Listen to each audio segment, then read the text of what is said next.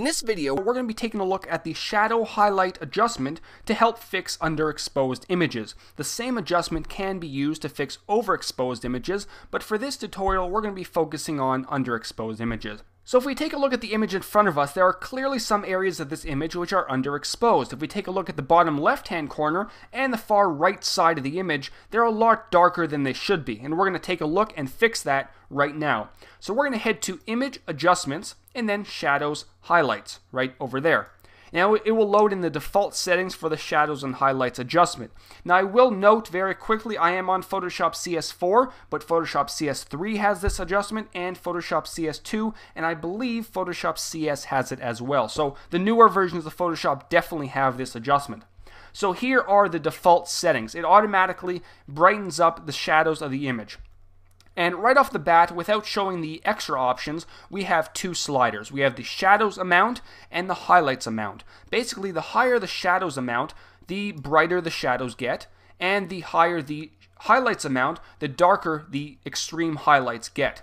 But if we really want to, let me pop the default settings back. If we really want to get in depth, we can click on Show More Options, which brings up this big long dialog box, the extension of it.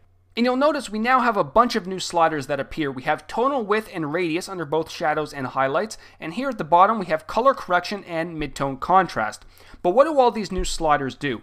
Well, basically at the top here under tonal width, if we decrease the tonal width, it will only focus on the darkest areas of the image, and if we increase the tonal width, it will focus on some of the lighter areas as well. Now the radius tells it how much around each pixel to focus on. So if we decrease our tonal width to let's say 20% and then increase our radius, it will focus on 80 pixels outside of the dark areas that are determined by tonal width. Now this sounds incredibly confusing and it will take a lot of trial and error to figure it out exactly what's going on. And it works exactly the same under highlights. So if we want to darken up some of the highlights, we would grab our amount slider, increase a little bit, and then play around with tonal width and radius. So if you want it only to focus on the highlights, we would decrease our tonal width, and if you wanted to include some of the midtones and shadows, we would increase our tonal width just like that. And of course the radius we spoke about works exactly the same. And at the bottom here we have two more sliders, color correction and midtone contrast. Let me decrease these a little bit. Basically midtone contrast sharpens up the image a little bit. It takes the midtones and increases the contrast or decreases the contrast. As you can see here, it's sharpening up those midtones a little bit, giving the whole image much sharper look. And the color correction slider works similar to a saturation slider, where if we increase the color correction, it increases the vibrance a little bit, and if we decrease it, it turns it a little bit black and white, focusing on some of the more predominant areas of the color in the image.